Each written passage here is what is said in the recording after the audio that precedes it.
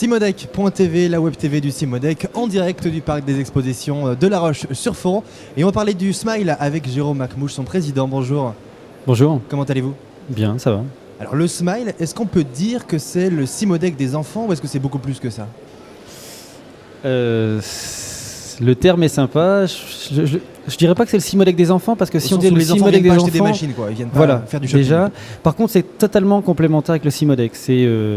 On dit souvent quand on discute avec le Cimodec, le Cimodec, c'est les moyens de production et les innovations d'aujourd'hui et de demain. Eh bien, nous, en fait, on attire sur Smile les talents de demain. Vous faites plus que les attirer puisque vous allez carrément chercher les enfants dans leurs écoles, vous prenez en charge les transports et vous les amenez ici au Parc des Expositions pour leur montrer ce que sont ces métiers, c'est bien ça ?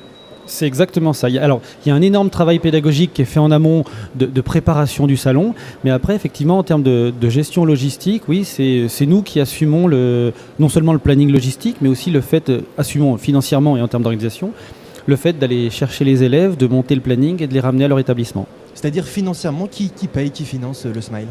On a des partenaires fidèles qui nous aident, sans lesquels il n'y aurait pas le Smile, justement.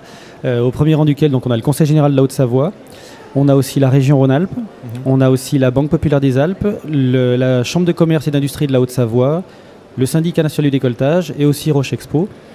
Mais aussi, en termes de moyens mis à disposition, on a des partenaires comme Maped, qui nous met à disposition tous les stylos, et tous les constructeurs de machines-outils et les robots. Je pense à Stobli, à Index, à Star, à Tornos, qui nous mettent les machines à disposition. Parce qu'on ne se rend pas encore vraiment compte, on va voir quelques images qu'on a tournées hier à l'inauguration.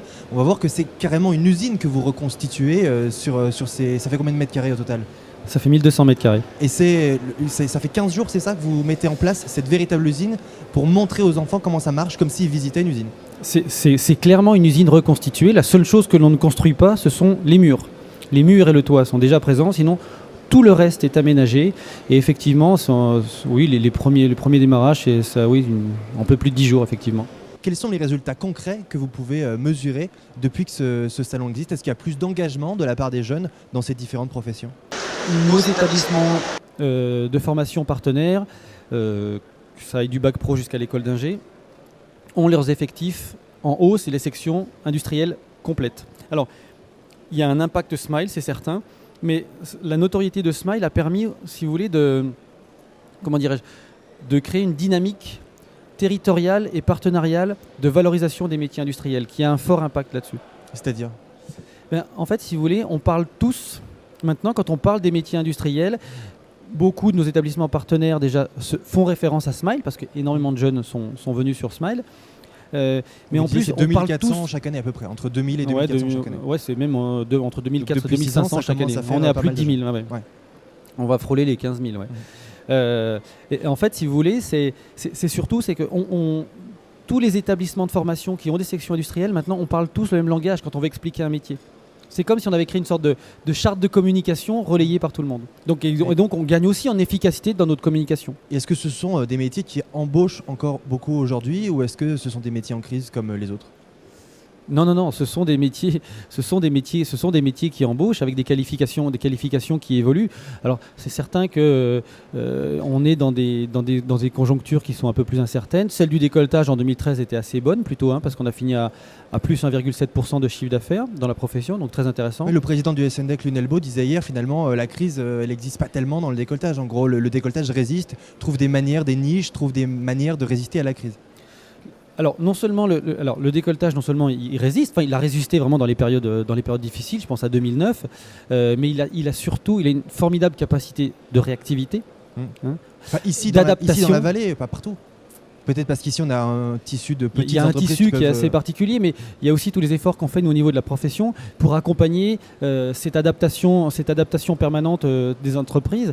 Quand je pense au plan Expansion 2020 qu'on a lancé, où on est vraiment là pour travailler sur les faiblesses structurelles de notre industrie, où on apporte des solutions de l'accompagnement aux entreprises dans le domaine financier, dans le domaine de développement international, dans le domaine de l'innovation, dans le domaine des ressources humaines. Il faut aller où aujourd'hui ? Dans quel secteur faut travailler ? Avec quel secteur aujourd'hui ? Avec l'aéronautique, avec toujours l'automobile ? Quelles sont les filières d'avenir d'après vous ? Mais tous les marchés sur lesquels sont positionnés le décolletage sont tous des marchés en croissance. L'aéronautique, tout le monde sait que l'aéronautique c'est un marché en croissance parce qu'on en parle beaucoup au niveau national, on parle l'aéronautique parce qu'on parle d'Airbus. Mais l'automobile, si on raisonne monde, est un marché en croissance. Il n'y a jamais eu autant de véhicules produits dans le monde qu'en 2012, il y en a eu plus de 80 Mais est-ce qu'on millions. est compétitif ici pour pouvoir aller sur ces marchés? C'est ça la question aussi. Est-ce qu'en France, est-ce que dans la vallée de l'Arve, on est compétitif sur tous les secteurs ou est-ce qu'il faut qu'on aille sur des pièces à forte valeur ajoutée? Mais les entreprises de décolletage sont compétitives sur tous les secteurs. On parle beaucoup de l'automobile, mais il faut savoir qu'elles servent l'ensemble des constructeurs et équipementiers mondiaux.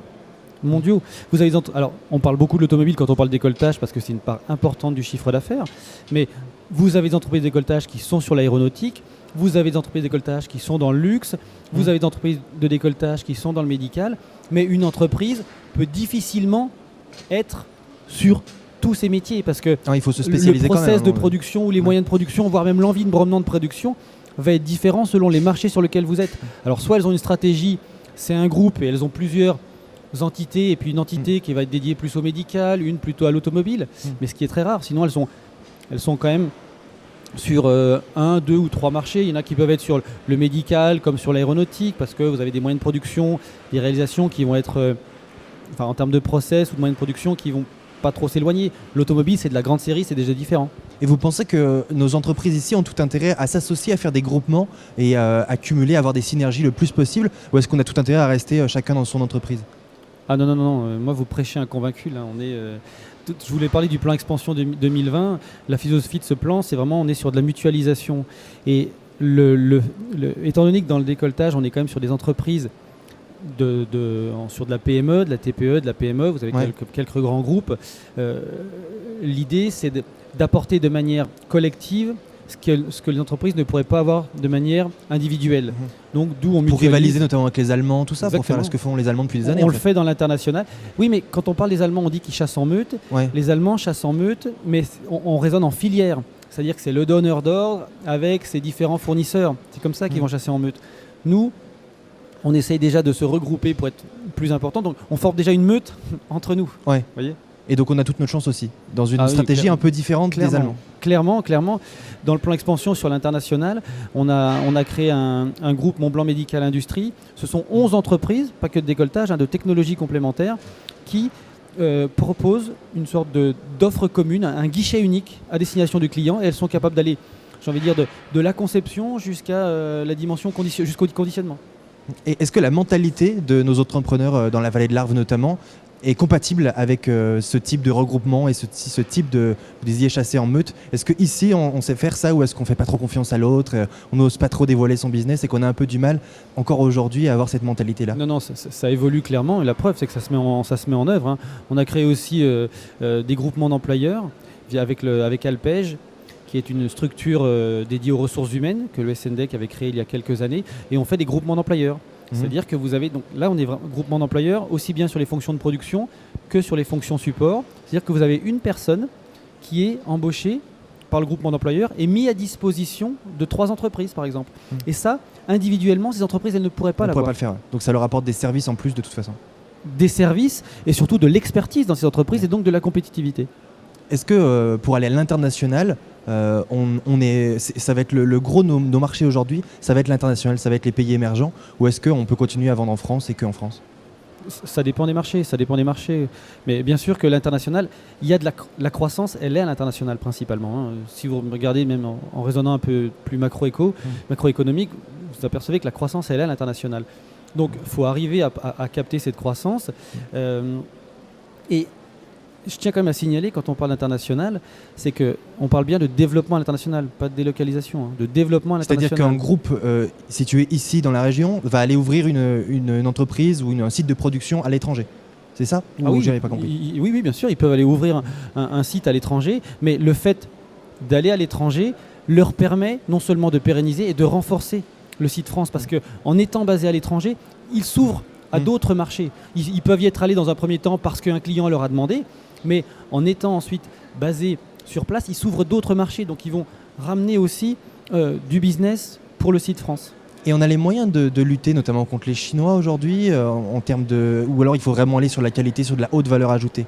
Est-ce que en termes de coût et de compétitivité, on a les moyens de lutter contre la Chine? Les principaux clients sont les Allemands, les Italiens, parce que par rapport aux Chinois, on est sur de la pièce beaucoup plus complexe et de la plus haute valeur ajoutée. Donc après, les véritables concurrents vont être, comme je vous disais, les Allemands par exemple. Et on entend parler un petit peu aujourd'hui, on commence à réentendre parler de relocalisation, c'est-à-dire de personnes qui avaient commencé à aller faire produire leurs pièces ailleurs, dans des pays à bas coût, et puis qui reviennent ici. Est-ce que vous le constatez ? Oui, il y en a bien sûr. C'est marginal encore en revenant. Non, il y en a. Vous savez, c'est bien souvent elles vont suivre des exigences clients. Donc, et parfois arriver à faire comprendre aux clients que regardez, je peux arriver à faire aussi bien, si ce n'est mieux, quand on raisonne coût complet, en intégrant les coûts de logistique, etc., je peux arriver à faire aussi bien, voire mieux, depuis mon site France. Et c'est ce qui se passe. Quand certains clients arrivent aussi à le comprendre, ça permet aussi aux entreprises de rester sur le site France. Avant de vous libérer, Jérôme Akmouche, on revient une seconde sur le Smile. Est-ce qu'au-delà du salon événementiel, est-ce que les jeunes qui s'intéressent à ces métiers-là, qui voudraient les découvrir, est-ce qu'ils ont des ressources pour aller, je sais pas, consulter des documents, des jeux, des choses que vous avez mises en place pour pouvoir les intéresser tout au long de l'année ? Alors il y a plusieurs choses.